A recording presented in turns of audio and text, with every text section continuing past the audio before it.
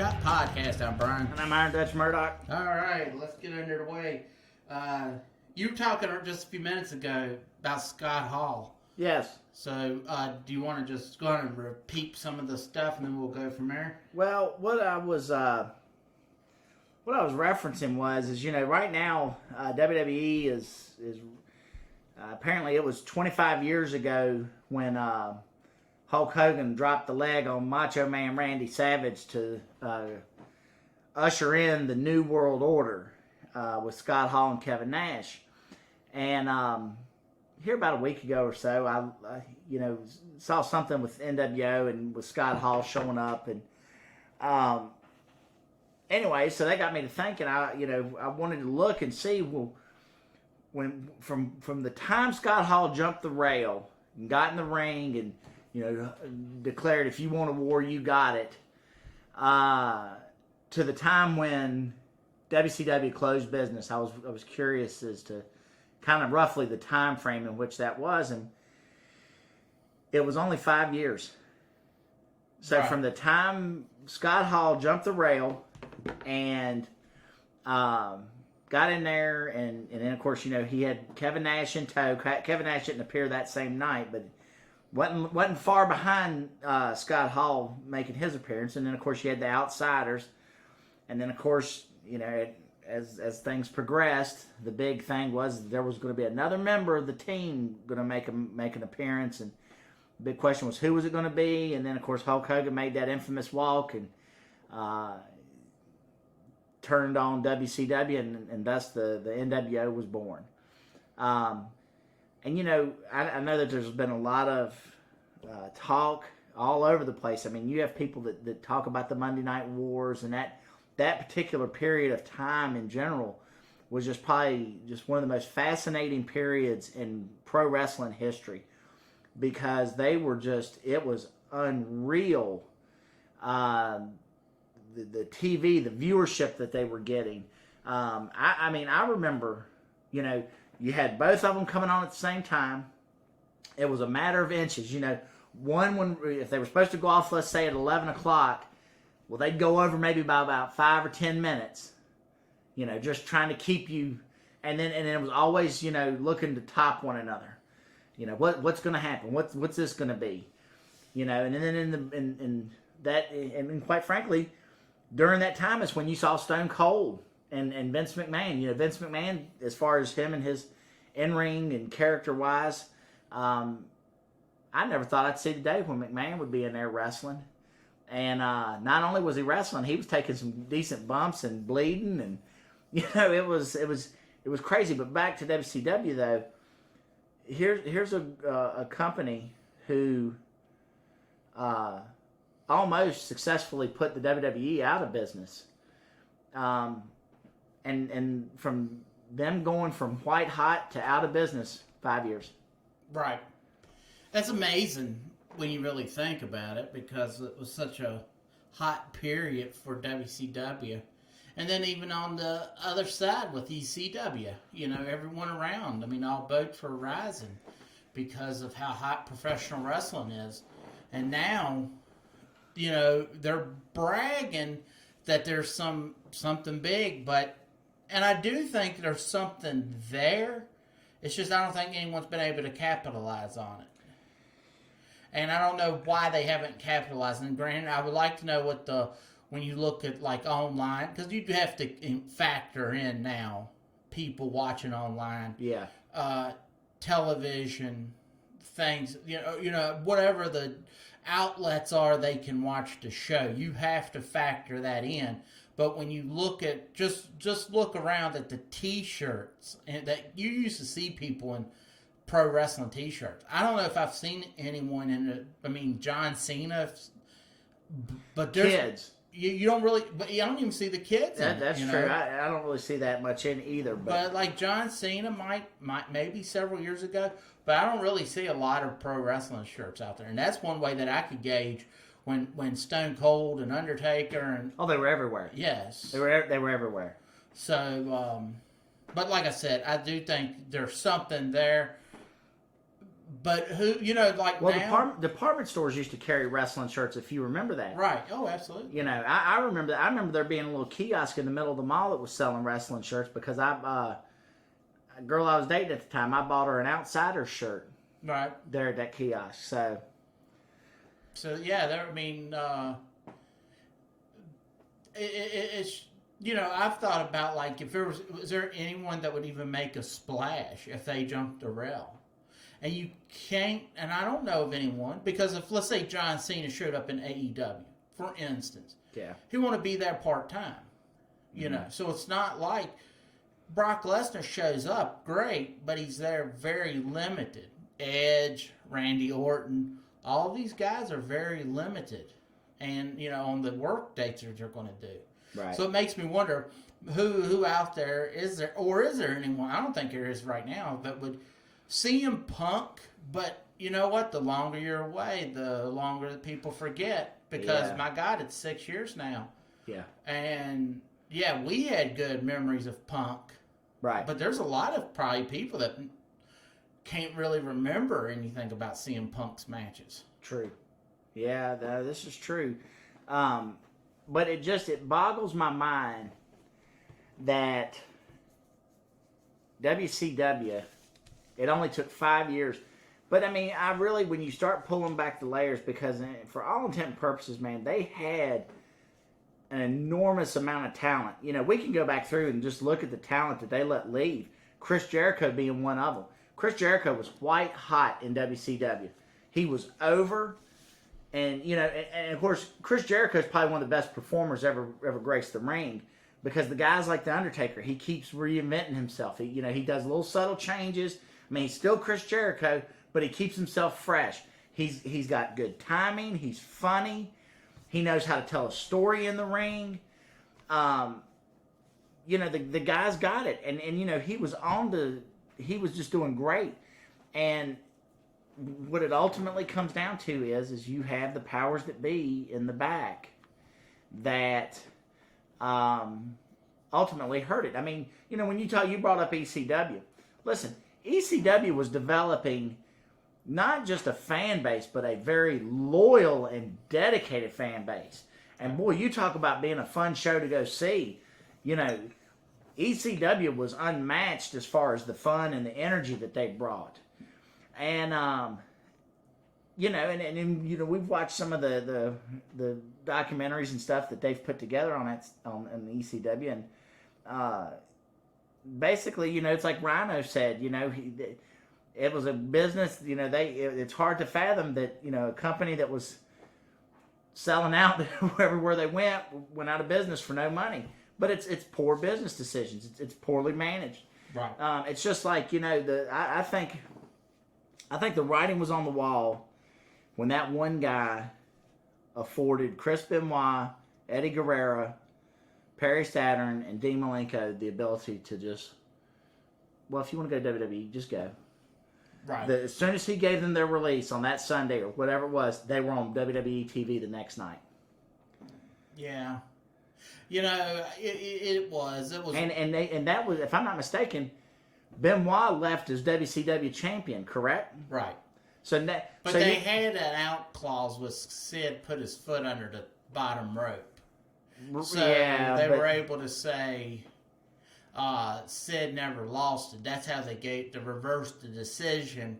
But bottom line, he left with WCW champion. It's no different than when Medusa showed up with WWE's belt and threw it away on national TV. Right. Yeah. But at least that was pretty much a dead title. It may have been a dead title, true. And I get the idea behind it, but Chris Benoit was their active champion. Yes, active champion. Another thing too that's interesting is that was not the first time that WCW had one of their champions show up on TV, because you remember Ric Flair showed up on WWE TV with the big gold belt. Yeah. Because he owned that belt. Right. You know what I'm saying? That's why he was able to get away with it. And of course, I'm not prepared to sit and talk about who was champion at the time when Flair made his jump to WWE at that time, but I know he came in declaring himself the real world champion. Was Hulk Hogan the champion? It had to either be Hogan, Macho. No, because Hogan was still with WWE at the time. Yeah, but when Flair jumped to WWE, right. But what I'm saying is I don't know who was WCW's champion when Flair made the jump. Oh, afterwards? Because he showed up with the belt. He was supposed to wrestle Lex Luger. Okay. For the belt, and when he jumped, that led to the Lex Luger Barry Windham cage match in Baltimore. Oh, okay. And then they crowned the WCW champion then. He was their champion. So he jumped as champ. Yeah, and the reason he didn't give the belt back is because they had to put down. Well, they put down $25,000 too. NWA champions used to have to put down a little $25,000 to carry the belt. Right. So to get that money belt back, you had to return the belt. Once you returned the belt, so in turn it was such a high price. And when he went, they didn't return him his money. He took the belt. He said, "Well, I own it." Right. So that's how he was able to get away with it. So in the grand scheme of things, when you really start peeling back the layers here and looking at it, yeah, Medusa showing up brought eyes. On that it for was a minute. Shock value. But WWE's had 2 world champions. Right. The men show up on their TV with that belt.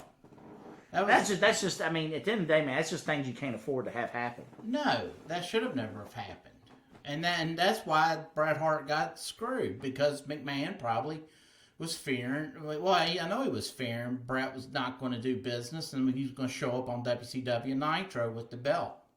And that's the last thing you need for a company, especially at that time when it was so red hot. Right. Yeah. Because you got to figure, at least in '92, that was kind of a downturn for pro wrestling in whole. I guess too, and I don't want to make light, because I'm not going to sit here and say that if I wasn't in Bret Hart's shoes that I wouldn't have felt some kind of way. Because you and I have talked about Ric Flair and some of his run in WWE and how yes, he was later in his years, but man, they were making him job to guys. Primarily, it disgusted me that he jobbed to was Rico. I mean, I don't care that Flair's older, man. That's a guy, man, that does not jive to somebody like Rico. Right. Okay? But anyways, at the end of the day, Bret Hart's been in the business. It's a family business. He knows the score as far as how this thing goes out. And, of course, I know Bret has said, I'll do the job to anybody, just not him. Well, that'd be fine and dandy if it was your company, Bret, but it's not your company, and you're leaving. And Vince is looking at, who am I putting a strap on to go down the road with? You know what I'm saying? So, Vince is making business decisions that's going to benefit his company. Right. You know what I'm saying? And look, at the end of the day, too, say what you will about the Montreal Screwjob, and I know that rocked the WWE to its foundation, but you know what? That was one of the best business decisions he ever made, because people are still talking about that to this day. I think that was something that he slipped into. As much as he don't want him becoming the Mr. McMahon character, I think that wasn't the intention, but he just fell into something, and it was he got lucky. He did he threw a Hail Mary, and he didn't know really where that ball was going to fall. And, as much as I would like to say, McMahon's a genius, he wasn't a genius. On that, he did not know how it was going to fall. Well, and I'll tell you this much, too. Undertaker talked about when Stone Cold beat Shawn Michaels. Right. That he was prepared to go out there and beat up Shawn Michaels and make him lose if he didn't do the business. Right. You know what I'm saying? If he didn't do the job to Stone Cold like he was supposed to.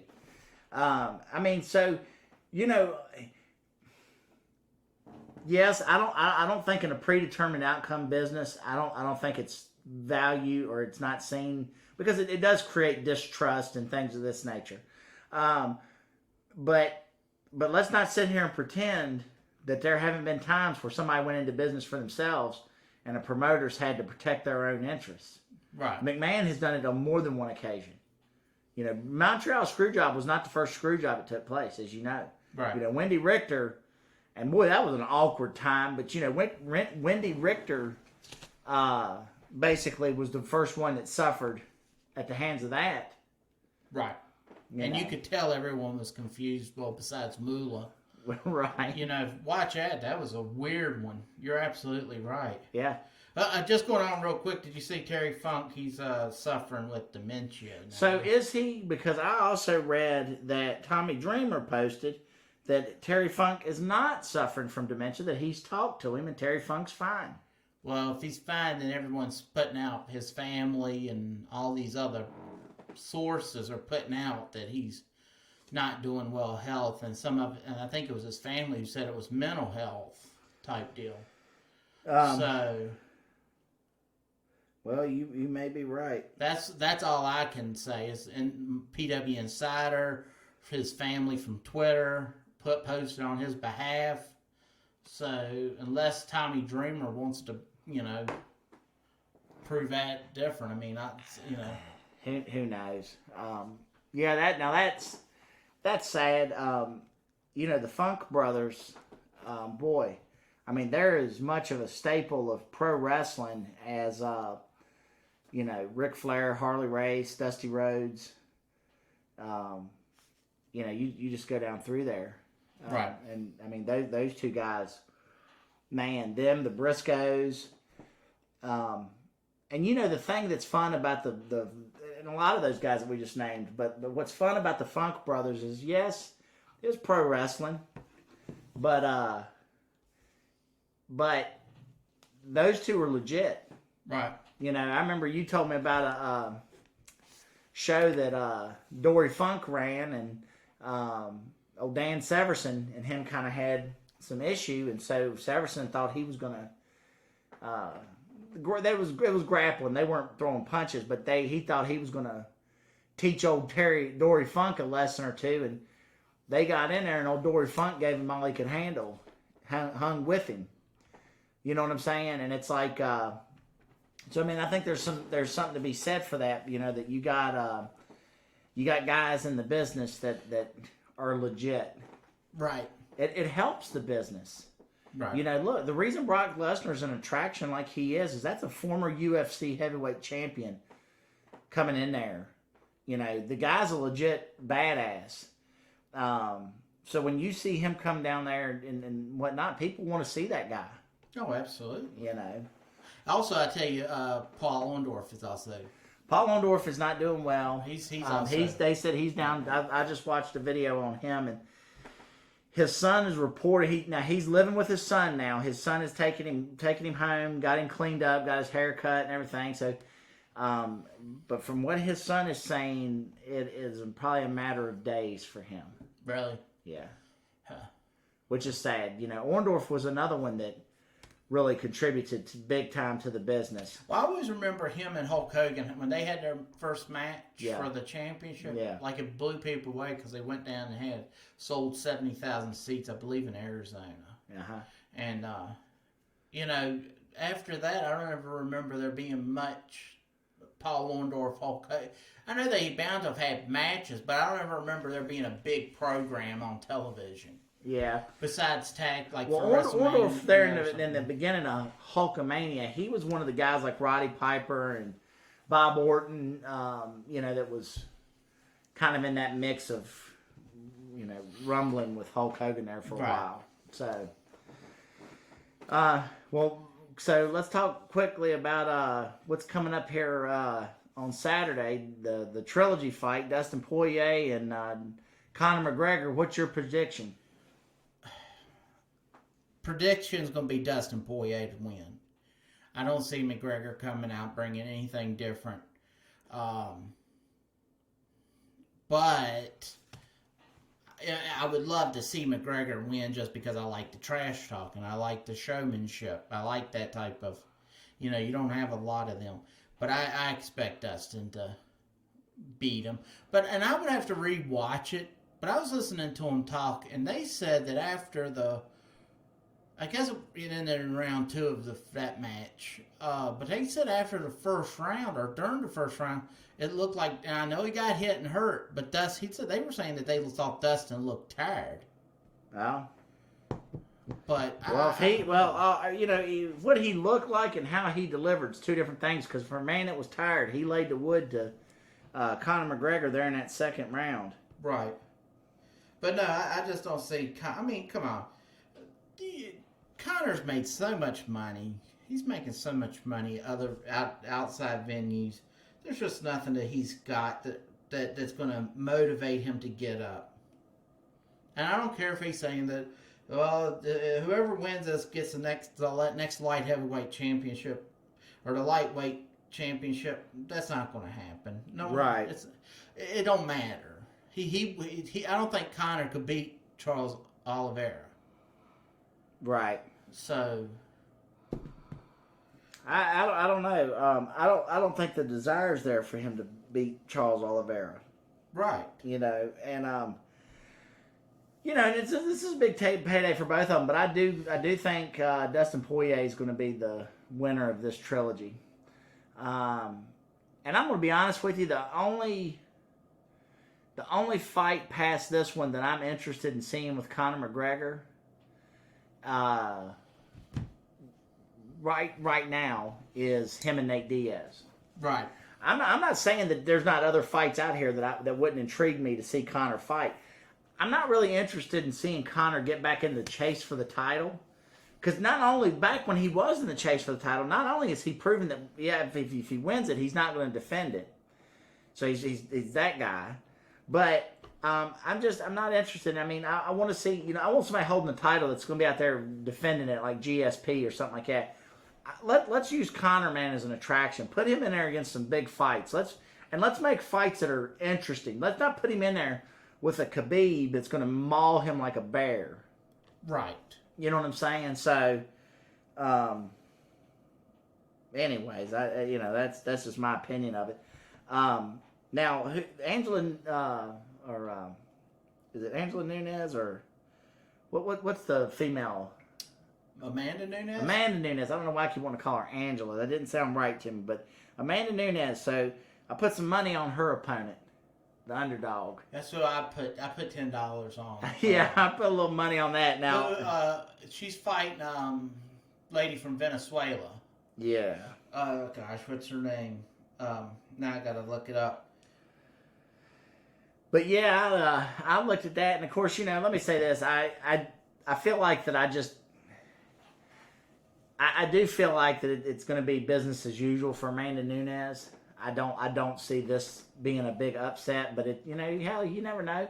When Holly Holm went in there against Ronda Rousey, they probably I don't know what the betting odds were on it then, but I'm confident that people didn't expect Holly Holm to go in there and shock the world, and she kicked old Ronda Rousey's head off. You know what I'm saying? So, right.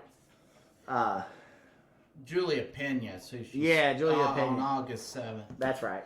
So she'll be fighting her. I don't know if she's just so tough. She's almost like Anderson Silva, and some of them guys that are she's just in a good stride. Yeah. And the only thing that makes me go, all right, vote against her is just because she has talked of retirement.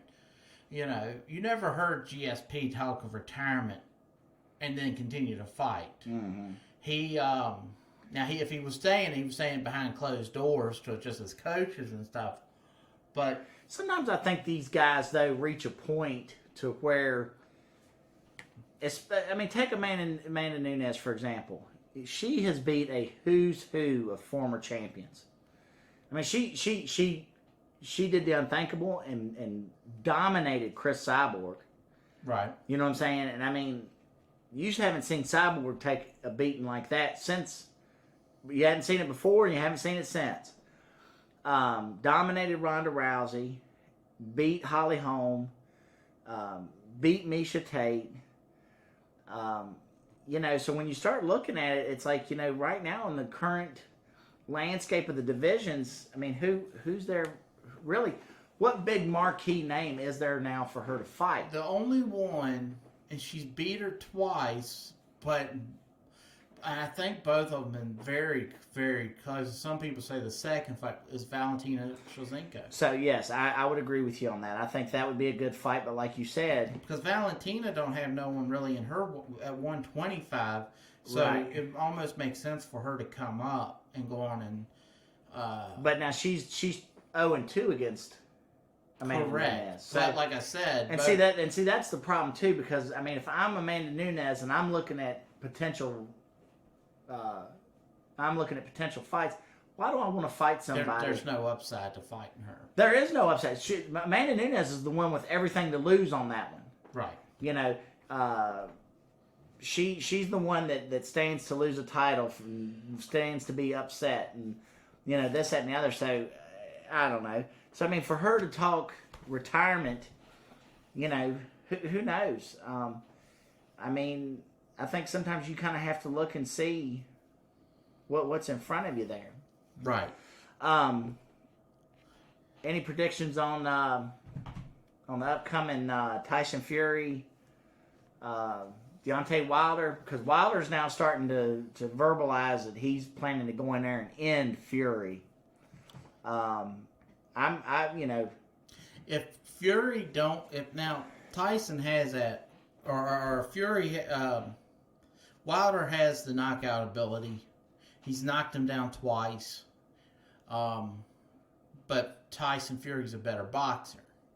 So in turn, I'm still going to lean with Fury, but he better not get in there and get cocky. I know he's trying to gain weight. He wants to have 300 pounds when he goes in there to fight him.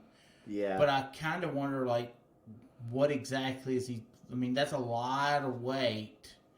I just wonder what that's going to be for how it's going to benefit when you have. Is it going to slow him down any? Where it's not, or I mean, what?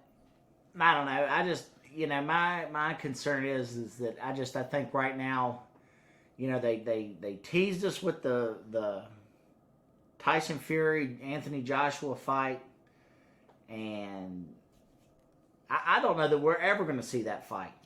At the rate things are going, I don't know. You know, I don't know that you'll see Deontay Wilder versus Anthony Joshua. That's why boxing sucks, because right now that's the fight people want to see. Yeah. But because of a friggin' court, they had them get put into have this match made, and no one wants to see it because it wasn't like it was a squeaker, like another squeaker. You know.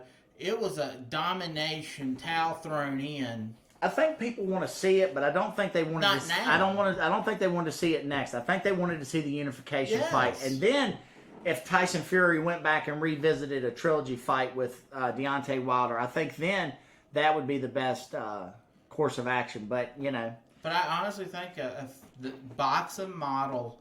I heard Dana White talking about Zuffa boxing again, and he said they tried everything but he's like, it's a broken model. You know, there is no. I mean, if you got it, like, the only way you need to control, you have these are the fighters in my division. It's wonderful to have like a Bellator fighter take on a ONE FC fighter or a Rising Star or whatever. It's fine, but you can't have them be the multiple champions of that one division, because then you start. Well, I want him on this card. Well, we want him on this card. Right. You know, now who's going to get the number one? Well, now you're going to have this. Well, he's got the. Yeah, the WBO recognizes club. This guy as the number one contender, and the WBC recognizes this guy as the number one contender. Well, who's the number one contender? So he's got to fight this guy because a contract was signed or something. Yeah. And I don't know. That's one thing that I don't like about it. It's nice, but reality is the UFC model, having everyone under their umbrella, is the best model. It is, but I think we're also at a point where pay is getting to be an issue. Oh, yeah. You know, these guys, you're having, like, for example, Conor McGregor fighting should be pulling the same kind of money as Floyd Mayweather. Conor McGregor's an impact fighter. And so him fighting, he should be a multi-million-dollar fight walking down that arena. Now, listen, I'm not going to sit here and say that Conor McGregor's fighting for peanuts either. But I kind of agree with Francis Ngannou. Here you got Jake Paul, who's a nobody in the world of combat sports. And then he gets Ben Askren, and Ben Askren makes stupid money, you know, to go in there and get his little dough butt knocked out. Now, I know that he's a wrestler, and he'd come in here and choke me out, but... Well, that's the thing, though. He's a wrestler. He's not a boxer. Right, but what I'm saying, though, is those guys make great money. Right. But, you know, I don't know. I think it's a good thing for Jake Paul to be raising the price for people. in boxing or MMA. I think it's a good thing, but I don't know. But you're right about the pay. I would like to see it better, but when GSP just had a discussion here recently, he was saying how he made multiple millions of dollars for fights, and if you looked at the paperwork, he was making $200,000 or $400,000. So I kind of would like to know. Sometimes these guys are hollering, but you're not actually seeing what the thing is. Yeah, because the UFC has a lot of discretionary money that they pay out. Because GSP was getting gate, he was getting PP, getting points on the buy rates. Buy rates on the pay-per-views. And, that was a surprising thing some people were saying was how he was getting some of the percentage from the gate. So who's not saying that Francis Ngannou's not getting it, but he's wanting more, Right. Now, I'm not a big fan of this whole Derek Lewis having an interim title shot with Gaines, I believe his name is. Yes. No, that's a garbage match. I don't know what's going on there, but there definitely seems to be some contention between Francis Ngannou and the UFC. Derek Lewis loses his fight because there's no consensus. I mean, even we've talked about that. Dominic Cruz was on the shelf for 3 years? Right. And they never stripped him of the title. Did they even create an interim title at that point? I can't remember. I just remember he held that belt hostage forever. Right. And, and then Stipe and them, Stipe was out for a little bit. Ngannou, Well, they were forcing him to be out because they didn't... Well, yeah, because he didn't want to take other fights because he's like, no, my next fight's with the champ. But he came out and said he's like, make an interim belt. Yeah, I'll defend it. They and wouldn't when do they it. come back, they wouldn't make like one Brock Lesnar and Frank Mir. Right. Brock Lesnar had to come in there, man, and unify those titles. Right. Because Randy Couture left. Yeah. And then came back. Randy Couture, remember he wanted to fight Fedor? Yeah. And they made promotional pictures and all that stuff. Which would have been, I would have loved to have seen that fight back then when Fedor was Fedor and Couture. I would have loved to have seen what Couture would have done, what type of game plan he would have went in there with. Oh yeah, that would have absolutely been very that would have absolutely been very entertaining. Right. So. Well, that's about really all I got. You got anything else? No, I don't have anything else. I think it'll do it. So I guess until next time, I'm Brian. I'm Iron Dutch Murdoch. We'll see.